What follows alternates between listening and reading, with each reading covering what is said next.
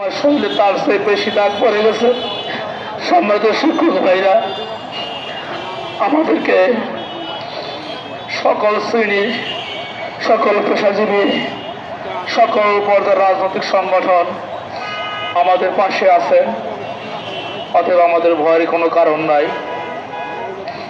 আমরা শৃঙ্খল জাতি, আমরা এখানে যারা আছি, আল্লাহর কসম, নবীজির কসম, যে এই নবীজির মাদ্রাসা প্রতিষ্ঠা করার জন্য আজকে আমরা পুলিশের গুলি খেয়েছি, পুলিশের বাড়ি খেয়েছি, মাথা ফাটিয়েছি, পা ভেঙেছি, তারপরেও আল্লাহ তোমার রহমত থেকে আমরা নিরাশ হই না। এই মাদ্রাসা শিক্ষার প্রাথমিক স্তরে স্বতন্ত্র এই মাদ্রাসা যদি বন্ধ হয়ে যায়, এ দেশ থেকে আলিয়া মাদ্রাসা বন্ধ হয়ে যাবে, এ দেশে আর আলেম ওলামা খুঁজে পাওয়া যাবে না, এই দেশে আর কোরআন ওয়ালা খুঁজে পাওয়া যাবে না। তাই এই মাদ্রাসাকে যেভাবে প্রতিষ্ঠা করতে হবে, এবং পানি নিক্ষেপ করেছে এবং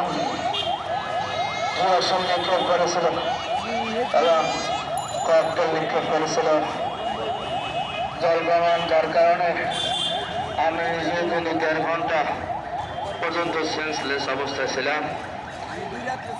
হাসপাতালে আমি ভর্তি হয়েছিলাম, কিন্তু আপনাদের এখানে রেখে